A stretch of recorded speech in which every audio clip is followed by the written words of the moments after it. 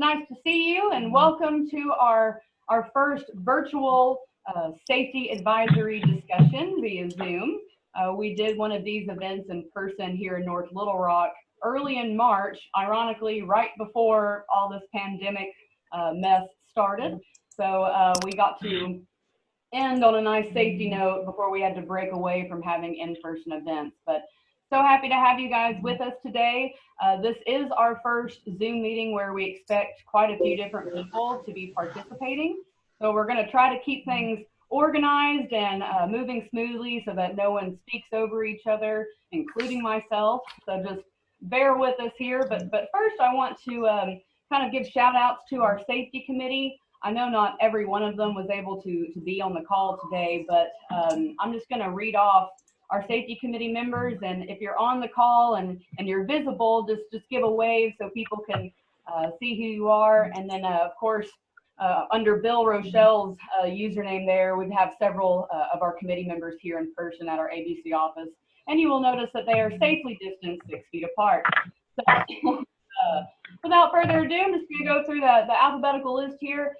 Brandon Baker with Crow Group, Don Bowden with Fury Electric Heavy. They've got a bunch of different divisions, but he is our chairman this year of the safety committee.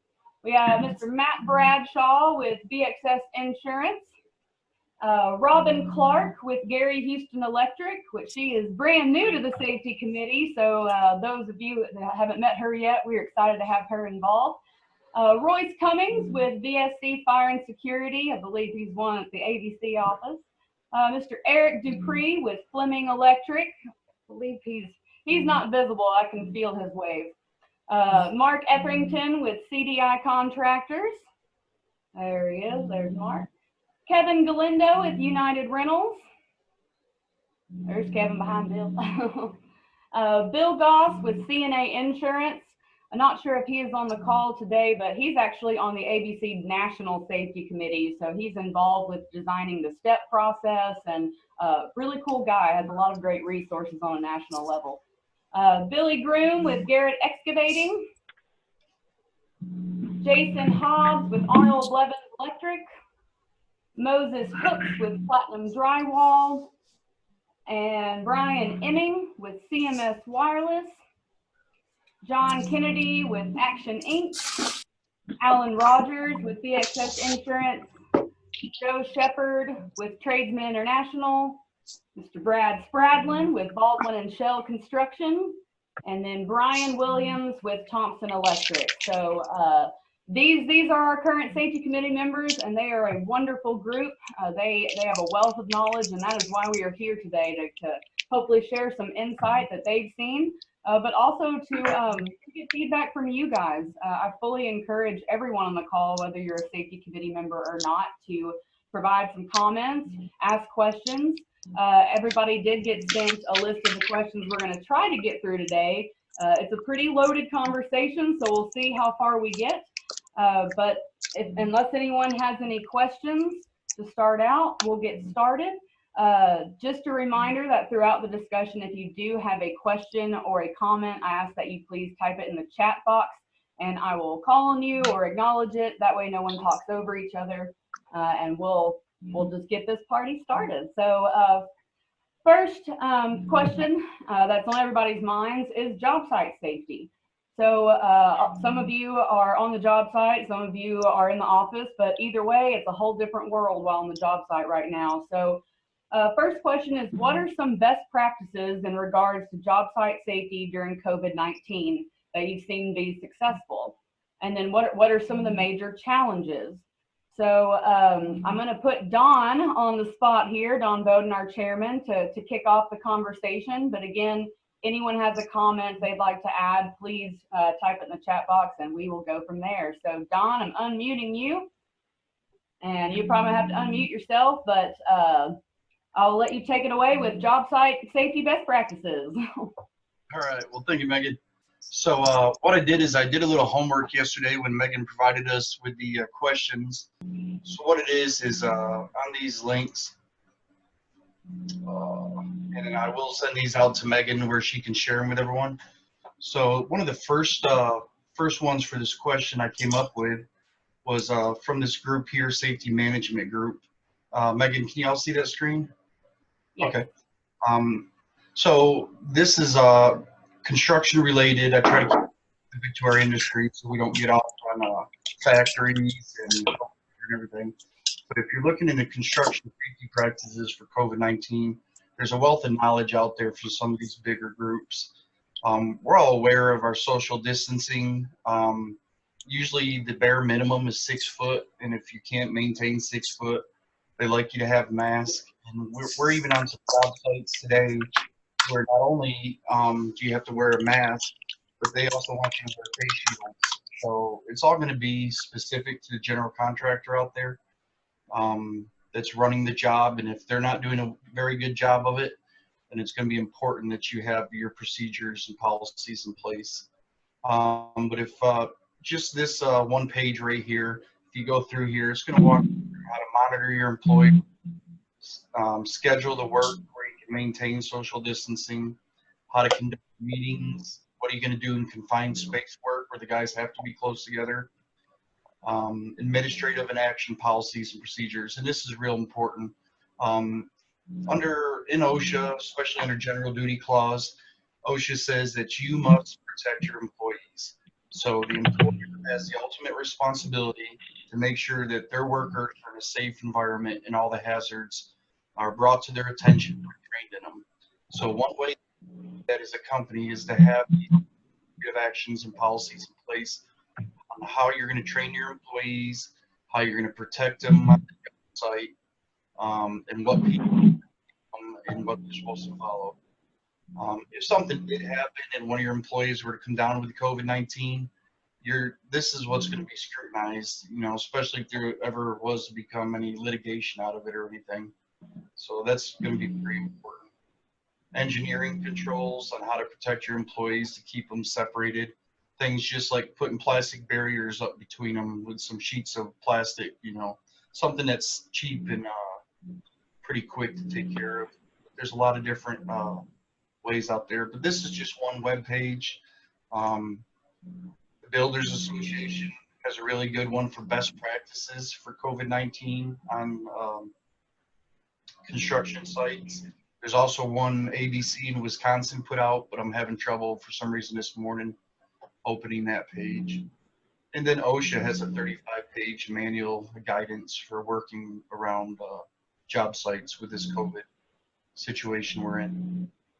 Another one is this blog I found right here. It's talking about what plans you should put in place, different things like that. So, I mean, I could spend an hour or two just on this one subject, but unless you have specific questions, what I'd rather do is send out this list to Megan where she can share it with y'all. And you can always reach back out to myself or any of the other committee members with specific questions on that. But other than that, if someone had a specific question on COVID-19 that they're really curious about, now would be a really good time to go ahead and ask that, Megan.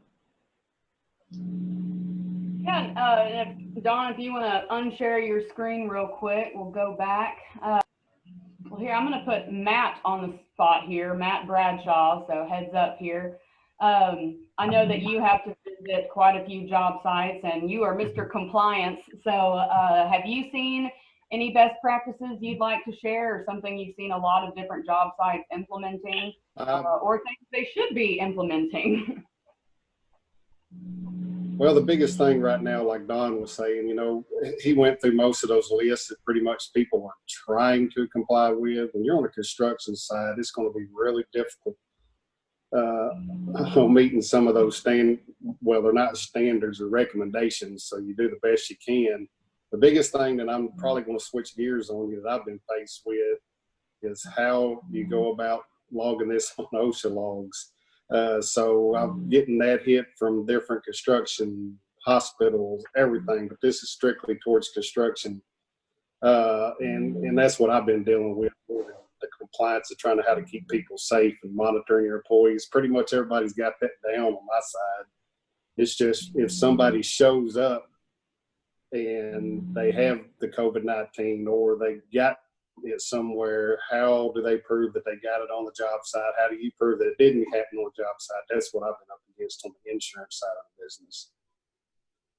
Okay. I know that's not what you asked, but but mainly is, but basically what Don was speaking to, there is so much information out there online, and some of it's easy to do. The mask, a lot of people don't like wearing masks, and trying to stay 6 foot apart, trying to schedule your work where, you've got the GC, you already got a contract, you're trying to meet your contract, and then you're trying to schedule your work against everybody else's to try to separate yourself from other trades. And it's just, it's tough. Absolutely. Well, anyone else want to make any comments, especially you committee members on here? Anything that you want to share? If you're visible, Robin, there we go. Let me unmute you, girlfriend. All right, you might unmute yourself. Hi. Oh, am I unmuted? Hi. Thanks for having me. So a few of the things, I just got gifted with safety director here at Gary Houston. So I'm kind of learning in a hurry. We have a lot of guys out in the field on different jobs every day. So one of the things that we have implemented is we have these safety bags. Here, I'll grab one for you guys. So we have these safety bags that we've given to all of our team leads. And what it is it has a thermometer, one of those forehead thermometers in it. And what we do is, so once they get on site, they're required at 8 a.m. to text in and tell us whether or not they have symptoms. And then the team lead is required to take everyone's temperature before the workday starts. And if, there's a range, and if they're out of that range, then they immediately call in and they're quarantined, no questions asked. They also, so when we give them these bags, we have them sign off a paper that says they will adhere to the rules that we've put out. They'll comply with it. It also includes hand sanitizers for every employee. There's like a big thing of wipes for any type of equipment that they're using. Before and after, they're required to use that. And then we have these little Gary Houston face masks that we made. And they are required to wear those on any job site, whether it be around other people or customers or what have you. So those are a few of the things. Also within the office, we have a sign-in sheet at the front. And as soon as you come in every day, you're to answer the questions and take your temperature on the spot. And then just log everything. And I reached out to OSHA to verify that we were doing this correctly.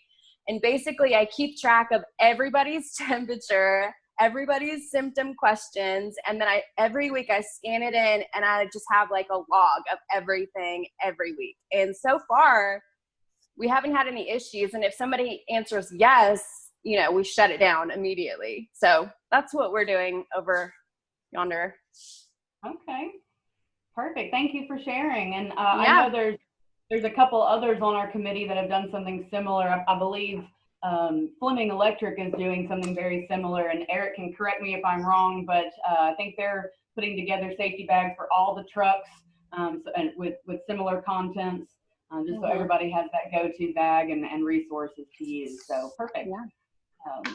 And I do want to mention that throughout today, just like Dawn was going to email those resources, if we talk about a resource that you've used or found that works well, please feel free to email it to me. Again, I'll kind of gather all these things out and blast it out to everybody. So we are all about sharing. Sharing is caring.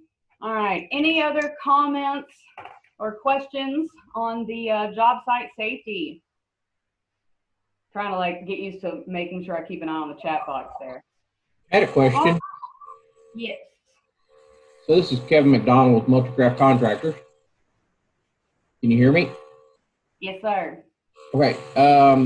Relative to Robin's comments, we had started taking temperatures and were writing them down, and then had been told that because of HIPAA and some other stuff that we're not supposed to record those with their names.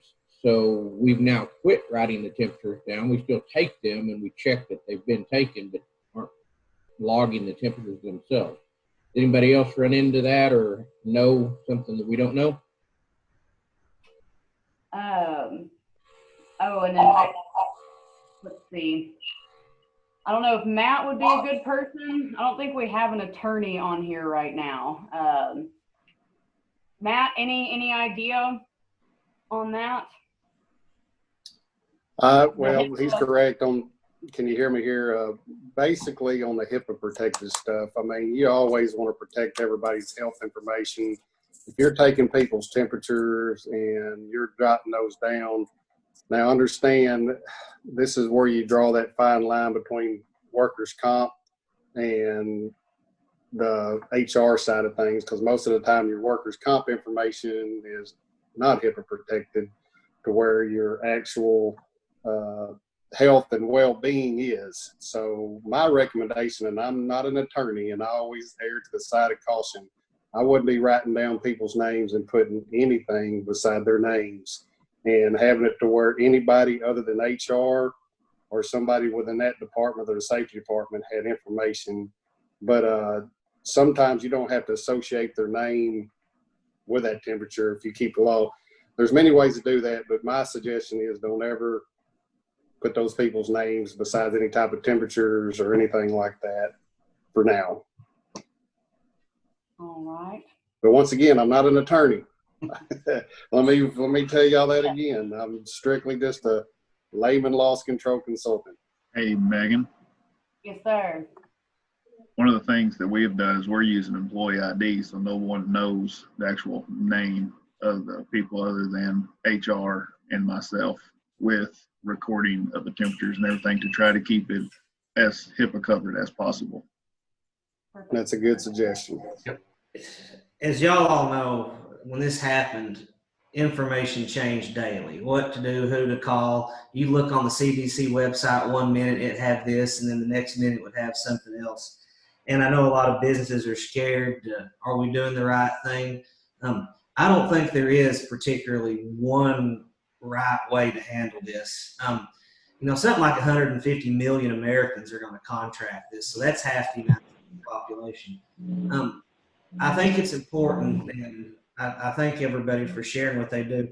I think it's important that a business at least shows it's doing its due diligence and making a good faith effort to try and be proactive in this. I think if you're a business that doesn't have any questionnaire whatsoever, doesn't ask about temperature, doesn't provide face masks, doesn't provide hand sanitizers, and basically tells your employees you come in and deathly ill, I don't think anybody on this conference call is going to have that problem. So I just wanted to reiterate that, because this is new territory and new ground.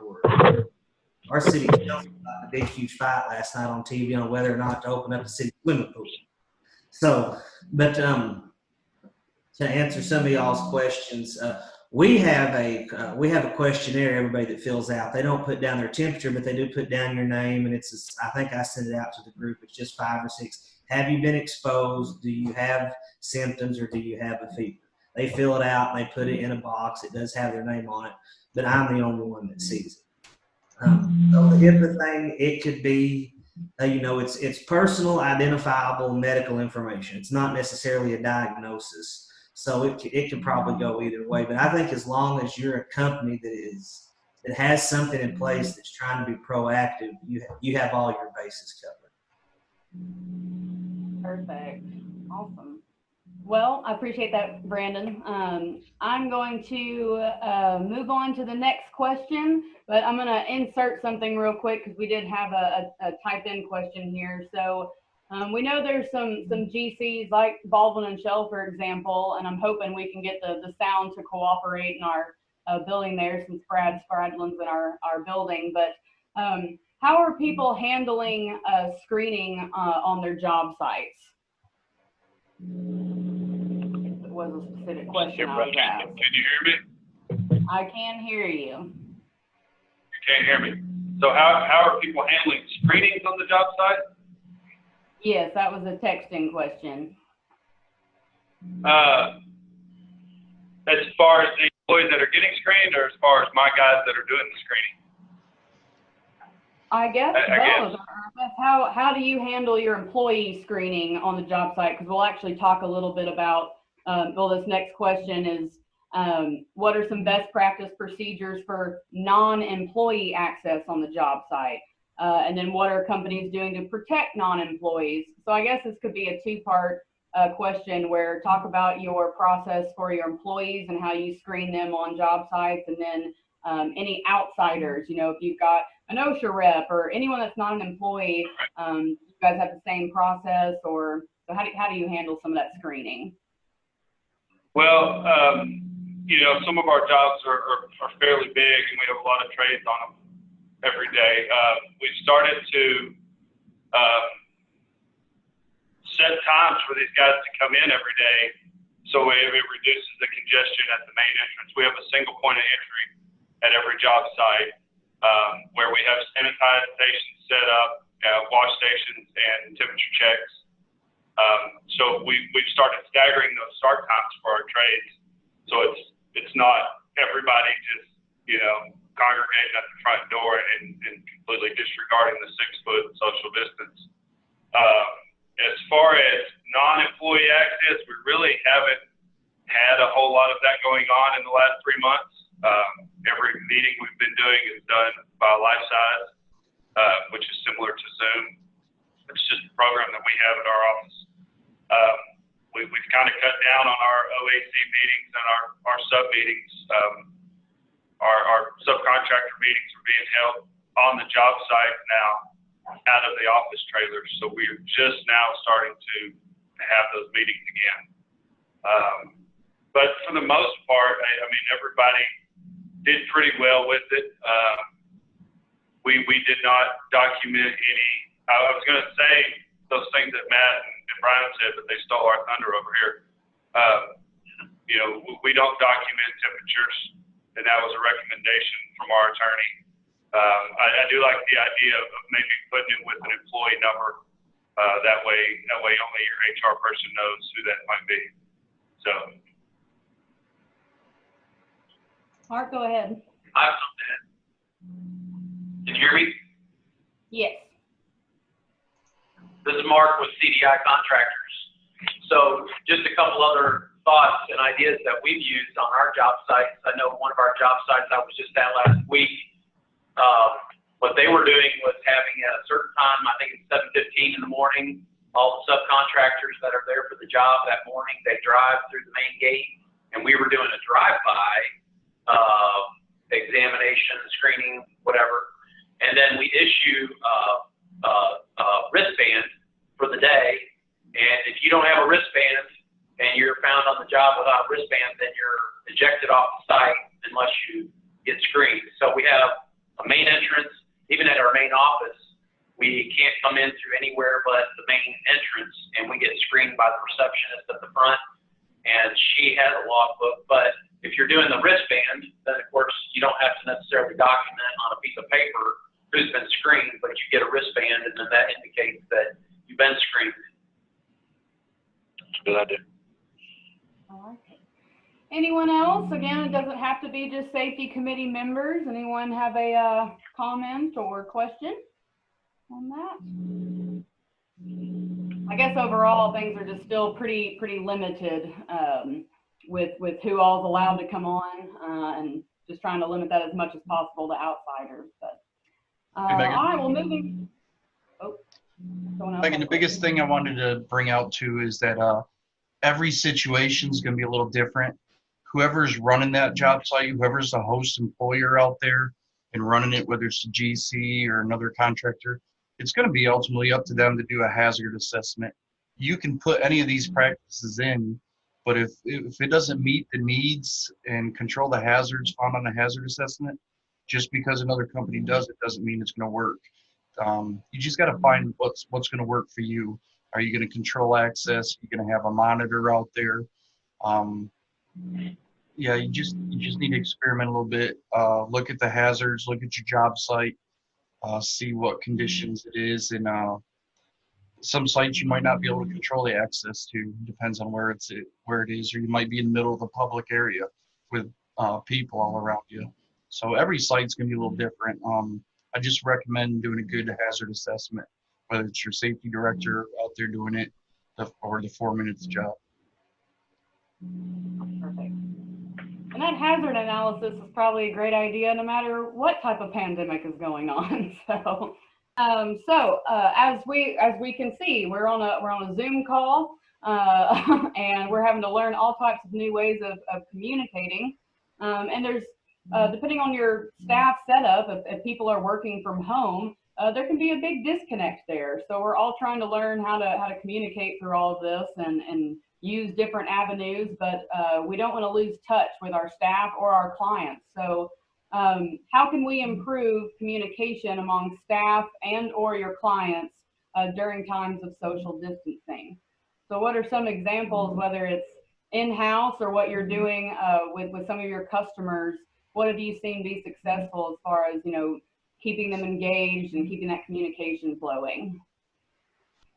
I know that even for us here at ABC, that every Monday, our membership director, Justin, who lives in Van Buren, he comes in one time a week and we kind of have a staff powwow.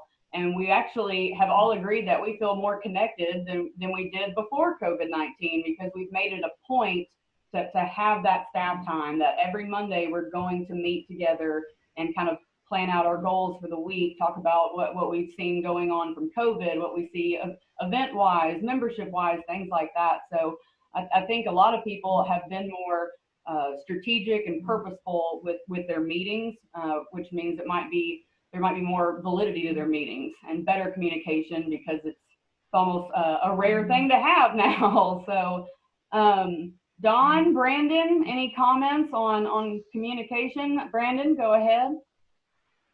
One thing that we started shortly after this happened is, whether there were any changes or not, our president of the company sent out an email once a week to all employees, and just keeping everybody in the loop, putting everybody on the same page, because it really was confusing and chaotic when all this stuff broke out, because everybody was worried about having to quarantine, and before you knew it, if you followed the lines of secession, you'd quarantine the whole United States. But that's one thing that worked out well for us, is once a week we send out an email, here's what's new, maybe there wasn't anything new going on. And then he also reaffirmed what the expectations were on the job site and in the office, because you know as well as I do, with any safety initiative or any rules, sometimes it can get lax.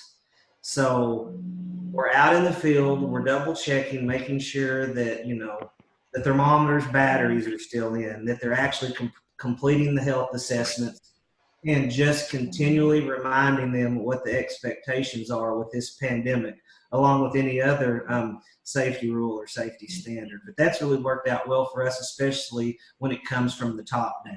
Everybody knows what the expectations are, and then everybody knows what happens if you don't meet those expectations. So that just seems to work well for us. Even if there's nothing going on, we know that on Friday or on Monday, that one email's coming out that's basically the update. Yeah, I feel that's really important. You got to communicate with your employees. If you don't communicate with your employees and let them know what's going on, when they're out there on job sites in the field, they're going to make up their own ideas and stuff. And then you got rumors spreading, and next thing you know, you've got a lot of issues. So you got to let you guys know what's going on, else they'll decide and start talking amongst themselves and make it up as they go. Well, so I'm going to backtrack. So I didn't realize Eric Dupree was on a different phone line, and I had him muted. So it was not his fault that we could not hear him. That was on me. So Mr. Dupree, if you would like to add your comments, you have the floor, sir. Sure, Eric Dupree, Fleming Electric. Just wanted to talk about the recording issue everybody was mentioning earlier. I'm going to send Megan a link. The original, back in April when all this first came out, I think OSHA hit everybody with saying that COVID-19 was recordable. And they gave some guidelines about how we're going to do that. Anyway, they revised those May 28th. So essentially what they're saying is they've gone back to the original recording, recordability before the COVID-19 pandemic hit. So something you might want to give a look at. We went over it. It really comes down to, and I agree with Brandon Baker, what he was talking about is, we've done absolutely, I've reviewed the whole thing, everything we can do. We've bought the thermometers, we're doing the screenings, we've done the auto sanitation kits. We have a pandemic response plan that has to be written. You have all those different things that have to be done. And I really believe if there is a audit or an OSHA inspection regarding this, or if you have people, you get a case or two or a group of people that are going to be, that have contracted the virus, is that you're going to be scrutinized heavily on what your due diligence was. So it's just a heads up to take a look at that link that I sent to Megan on the actual newest recording guidance. So just beware. Yes, and I will actually send that out. Here, I'll just send this link on the chat box to everybody in case you want to check that out right now. But thank you, Eric. I am going to mute you again, but I promise to unmute you if you have another comment. Thank you. All right, well, moving on from the communication question, kind of moving more into the mental health and overall well-being of employees. This question kind of came up from one of our safety committee members, actually, and a lot of people have had to cancel vacations, or they're just kind of down right now. Everybody's normal has been thrown completely out of whack. A lot of parents were having to stay home with kids that they love their kids, but they might not like them as much anymore. But it's just a completely different world. And, self-care is hard enough when life is normal. So, what are we doing to acknowledge our employees' mental health? How are we improving their health and wellness overall? So questions 4 and 5 are almost kind of all together in a way. It's about, how are you maintaining your individual health? How are you encouraging your employees to take care of their own health? All you can do is what you can do at the office, but you have no control over what they do when they leave, but we can at least educate them and encourage them to have good health practices. So, so what are some of you guys doing more on a personal level to ensure the health and wellness of your employees? Hi again. I know that it was mandatory. The government had said that I think it was 2 weeks paid sick leave for people who are either waiting on testing results or who have actually been diagnosed with COVID. I know for me, I'm a single mother of 2 very small children.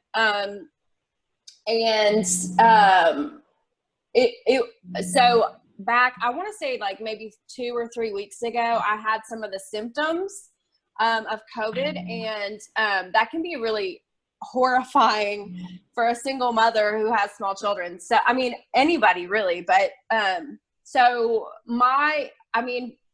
personally, I immediately got tested. And then I had to stay home for 4 days, and there's a lot of anxiety that comes with that, having to support other people, as far as like, I don't know if I'm just dramatic, but I'm like, are they mad at me? Like, am I a baby? So of course I like blew up everybody in the office. And I'm like, is this okay? And they were super understanding, and they were like, just rest and just make sure that you're okay, like that you're our concern. And then when you're feeling better, like even if there's some doubt in your mind that you're not 100%, like just stay home, like it's covered. And that was really helpful for me. I ended up staying home for 4 days total, and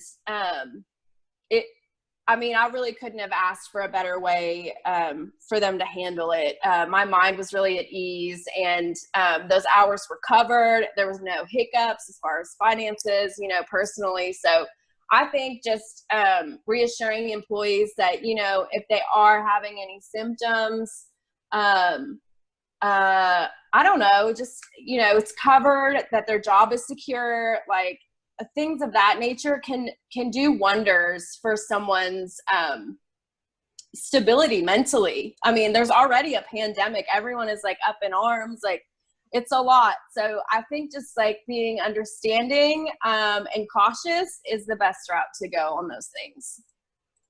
Absolutely. Thank you, Robin. Anyone else? Anyone in the, let's see, anybody? I think Brandon Baker had his hand up. I agree with everything Robin said. Of course, the government has been more than generous on helping the employer take care of their employees if their daycare is canceled or if they contract the virus. But I have heard of a few companies, and this is kind of scratching the surface of the PPP funding that a lot of companies have applied for and they've received. Eligible expenses under that are also employee bonuses are considered eligible expense. So what companies do with their finances is their business. But if you know you're going to get $1 million and you can spend 150,000 of it on employee bonuses for working during COVID when a lot of people didn't, that would go a long way. So, but I don't know how many of y'all are comfortable going and asking, hey, what are y'all doing with that PPP? But just know that that is an eligible expense that's covered for people that work during the time of the coronavirus. And that would be probably the best morale booster of anything if you had to ask me. Yeah, I mean, did you hear that, Bill? Did you get that? No, that's employee bonuses. That would be definitely a morale booster for sure. I think Alan Rogers with BXS, he's on a phone line, but he would like to chime in. So, Mr. Rogers, you have the floor. Yes, Megan, Brandon kind of stole a little bit of my thunder there. He is correct. Some of the PPP allows for stuff like that, and if anyone has an issues of using that money for payroll purposes, that's a very good way of doing that. But also, sometimes an owner, just a phone call from the owner asking how someone is doing, or if there are any suggestions, or if there's any questions, especially if the worker has missed a couple of days. If he was scheduled for vacation, if the person was scheduled for vacation and wasn't able to go, you know, a phone call that somebody may be able to reschedule that vacation at a later date and ensure them that they're doing the best they can to make sure everybody's safe and that any vacation will be made up. Any kind of extra days, maybe if they're working a little longer.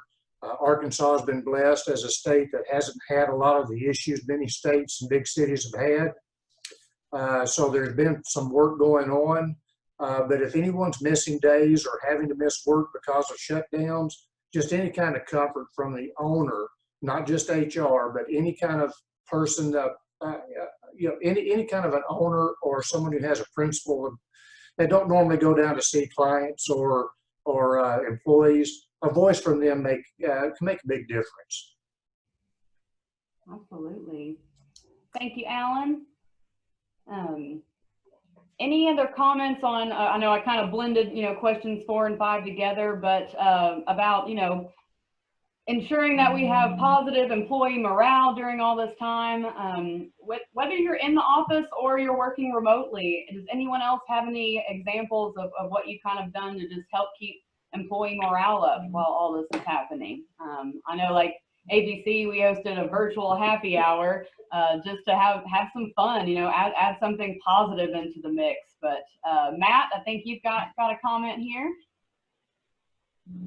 Well, I just want to tell you what our main CEO, or you know, what he did for us, and it really meant a lot just to me. And I do it, you know, I don't have very many employees underneath me, but I just I'm telling you, when he called all 600 of our employees throughout the U.S., I just think it goes a long ways. I mean, I know monetary things make the world go round, but just that reaching out, that empathy for them just to say hi and take time, because I know I'm just a small fish in a big ocean that he deals with. But he actually called me one day in the afternoon and chatted with me, and I tell you that went a long ways. I bet you some CEOs of some of these large companies or some of the companies that's on this call today would just pick up the phone and just call to say, hi, how are you? Absolutely. I think Don has a comment on the morale, I think. Yeah. One thing we did is Mental Health Awareness Month. So one good thing is to keep up with the safety initiatives for each month, because what it does is it reminds you about things that you don't normally think of all the time. So last month, Mental Health Awareness Month, what I did is I reached out to our healthcare provider, and they had a lot of good topics, some pages that I shared the links on right there to where people could go in and talk to a healthcare professional. Sometimes in the construction industry, these construction guys don't want to come in and just share their feelings. They're not touchy-feeling kind of guys. So sometimes it needs to be someone outside the company that they can feel comfortable with talking to. It's not always about money. Sometimes they're worried about the loved ones that are real sick, or just different things like that. So it's good to have some sort of company or a program out there that you can send them to and just let them know, hey, if you guys feel that you need to talk with someone, here's somewhere you can go. Well, that's a wonderful suggestion, because I agree. I think our industry as a whole, there's definitely still a mental health stigma involved. So I appreciate the people that try to help break that stigma. I know that there's one big GC that's a member of ours that actually has a counselor come in once a week to their facility, and it's free for any of their employees to utilize that counselor. So I think that's wonderful. I know that's not feasible for every company, but any steps you can take in that direction not only can help your employees, but it shows them that you're invested in their mental health. So that can go a long way. All right. Let's see. So any other recommendations or comments? Anybody in the ABC office? Any comments you want to make about the morale or overall wellness? Is everybody encouraging their people to not just be a couch potato during this pandemic and actually get back in the gym? Because some of us are just now easing back into that routine. But all right, so we're going to kind of move into a little bit different area here, and these were a couple questions that were submitted to us, and they're not really COVID-19 specific, but number 6 and 7 here. What are the requirements for recording injuries and illnesses for people who are not on a company's payroll if that company is supervising the non-employees' daily activities? So this includes what's put on the OSHA 30 or 300 logs for non-employees of that company. Don or Matt or Eric, I feel like one of you three would have some good commentary for that. But anyone want to take the first lead on that about recording injuries and illnesses for non-company employees but that are working under your supervision? Well, this is Matt. I'll go ahead and throw something out there, and Don and all the rest of our guys on the team and gals can throw their 2 cents worth in. I've been doing this for a long time, and really nothing's changed with the regulations. If you've got temporaries on site and you're directing their work on a daily basis, and even though they're on another workers' comp policy, probably under that temporary agency or whatever, their bills might be paid by that third party, but you're going to have to put them on your OSHA log because you are supervising their work. They're really your employee at the time. And what I used to do on my OSHA logs, I put in parentheses out beside their names that they were a temporary and where they were from, just so that I can differentiate. Now, I had 1,400 employees in my previous life, so trying to keep up with an OSHA log, you could imagine how fun that was. But so I could differentiate them between my employees, and they were my employees, but they were maybe with staff mark or whomever. But yes, you have to put those on your OSHA logs. I'm sorry, they count against you, and that's just the way that OSHA sees it. It's just the way the cookie crumbles. All right. Well, I think Don had a something he wanted to share on his screen. So Don, take it away on that.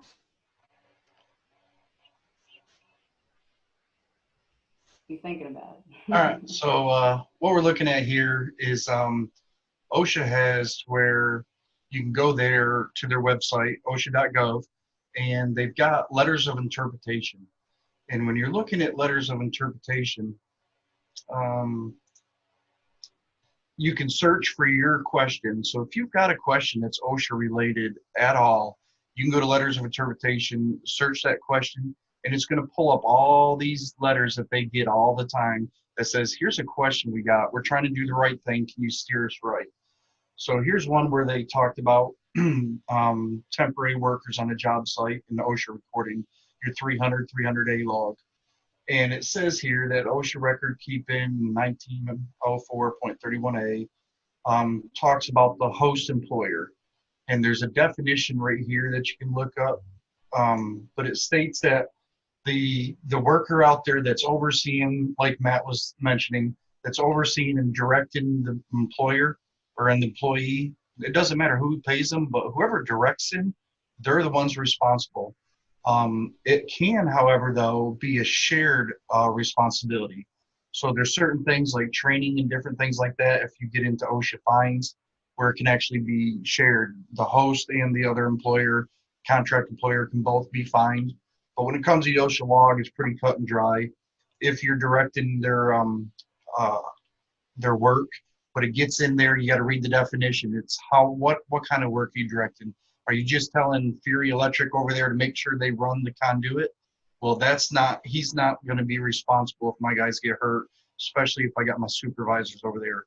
But if that GC or someone wants to go over there and tell my guys step by step how to do their job and tell them what to do and how to do it, now they're going to be responsible for any injuries that occur because they're actually directing them step by step. They're not just overseeing the whole job. So that sheet that I was telling you about a minute ago that I was going to send out, I've got the links there. There's quite a few different links that the guys can look at and pull up later. And then there was another one here's where OSHA says, listen, if you've got temporary workers, it's just OSHA.gov. Right here is everything you need to know about temporary workers working on your site. OSHA.gov is probably one of the biggest resources out there. I've been looking into it and using it for 12, 13 years, and every day I find new stuff on here. It's a wealth of knowledge. Awesome. Perfect. All right. Similar to that, what is the best way to handle training and documentation of non-employees working under a company's direction? Again, I know we kind of went over that some, but are there any other topics, like, for example, if you've got some temporary workers and they are not up to par with what you would want them to be trained, are you allowed to request additional training, or how would you handle a situation like that, where you kind of want everybody on the job site to be on the same level, for lack of a better word? Any comments on that?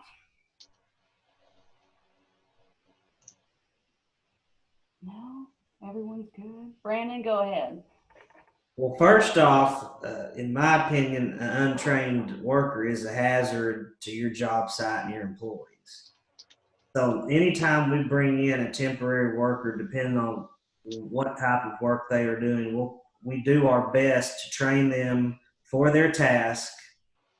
And I'm not going to say we train them to the level of OSHA 30 or OSHA 10, but we run them through a basic new hire orientation program. And then we also have prerequisites that we send to staffing agency for all of our employees that we request on a temporary basis to have a base level of training. But at minimum, they all receive hazard-specific and site-specific training based on the tasks they are doing, and they are trained on the site-specific safety plan, and they acknowledge that in writing. Okay, perfect. I like that. Well, just putting the guys in the ABC office on the spot real quick.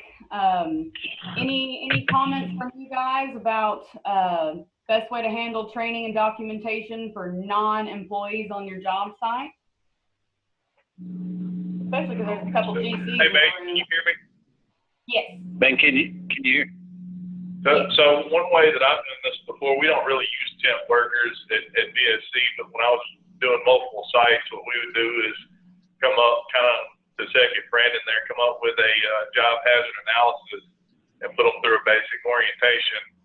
We would also involve some of those people in inspections of the actual area, and they would also attend the weekly safety meetings as they was a part of our full-time staff. So that's kind of the way that we were able to establish documentation, but also guarantee that they had a continuous training process in case something happened. Okay. Thank you, Royce. I think that was Royce. Okay. A couple quick comments in the chat here. Mr. Dupree said OSHA requires the employer to adequately train personnel for the task being done, not only the how-to, but also the hazards associated with the task and the chemical hazards and also the safe work practices. It takes all of these to make it compliant training. And then looks like Don mentioned that many bigger contractors and companies will also use IS Networld? IS Networld, am I saying that right? That will vet the contractor's training and policies. And Eric, I'm going to unmute you. I think Eric has another comment to make. Mr. Dupree, you have the floor. Yeah, that was just, you pretty much summed it up. I think oftentimes we, if you're going to train somebody, and we train, if you're a temporary worker or anything like that, you're pretty much getting treated like a normal employee. You go through all the orientations, whatever training you have to be provided. But I think sometimes you got folks that may overlook training and what the OSHA standards require. And like you were reading there, you have to have not only how to do it, but all the hazards involved, even if there's not chemical, you've got to make sure you got those bases covered, and then also safe work practices and how to avoid the hazards. So it's important that they not just know, here's how you do this or how you operate this machine, but to be able to give them specifics and then document what true training is, because I think there's a lot of training that may occur that doesn't actually meet the OSHA compliant standard. That's a good other point is, there's awareness training, there's competent person training, there's OSHA authorized training. You got to read the fine print and make sure you're getting what you need to get. And I think Brandon has a comment. I'll send this link out. This is a great, can y'all see that? Is it backwards? No, we can see it. It's the, OSHA puts out a documentation that's training requirements and OSHA standards. And basically it tells you, like, there are certain topics that no matter what you do, if you sit in an office, you have to be trained on. Hazard communication, fire prevention, stuff like that. But this document right here, and I'll send out that link, it tells you what needs to be trained, who needs to be trained, and how you train them. So like for fall protection, it may list 15 points that you have to have in that training presentation to be compliant. And that's what we use because it's pretty much black and white. You also have to make sure that the employee you're talking to is actually engaged, maybe asking diagnostic questions, because part of the responsibility of the OSHA trainer is to ensure that training's taken place, that actual learning has been accomplished.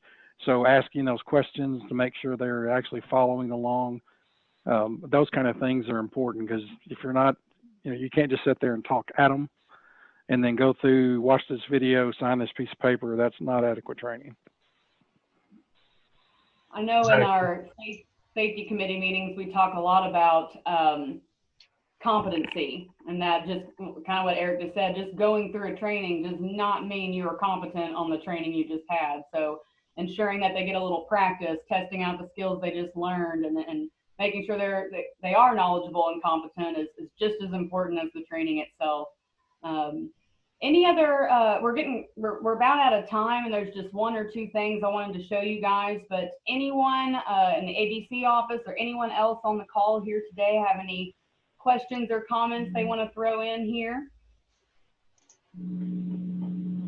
All right, well, I do want to mention that our safety committee, it does primarily meet in North Little Rock, but we are going to start experimenting with Zoom in our regular safety committee meetings. So if any of you on the call today are interested in becoming a part of our safety committee, we do meet roughly every other month. It kind of depends on when we're doing these open meetings, but the more the merrier. We serve both as a resource for the membership, but also to each other. I can't tell you how many times we've just gone down a rabbit hole talking about best practices or challenges, and it's so nice to just be in a neutral environment, being able to talk about all the things that we all have to deal with. Maybe not so much Bill and Justin and myself here in the association world, but definitely for you guys that are contractors and subcontractors, you all have to be aware of all those things. But a couple things, I'm going to share my screen real quick, and I want to show you two things on our ABC website. The first is under safety resources. This is just a page that we kind of just continuously add to it. So there's different checklists and templates and useful links.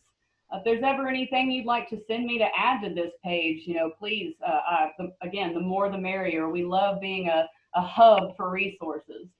And on that, if you ever have a safety question or need an example of something, or hey, have you guys ever found a template for XYZ? Always feel free to email me or Bill or anyone on our safety committee, because I can forward that request to the whole committee, and you'd be shocked at how many resources fly back and forth between this email chain. So you don't know if we can help unless you ask. So I encourage you to do that.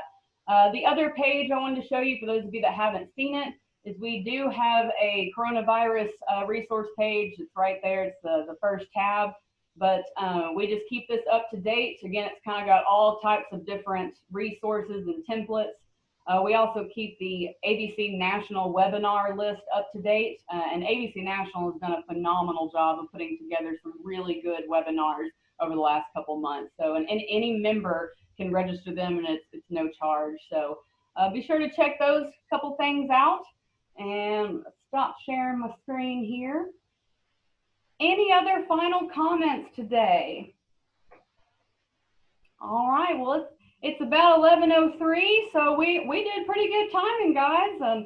I very much appreciate all your time. I appreciate everyone on our safety committee. They've become one of my absolute favorite committees. And again, if you have any follow-up questions afterward, feel free to shoot me an email. Those of you that discussed resources, a reminder to please email those to me, and I'll try to gather them all up and blast them out later today. But without further ado, hope you guys have a fantastic week. Stay safe, stay healthy, and we'll see you soon, hopefully.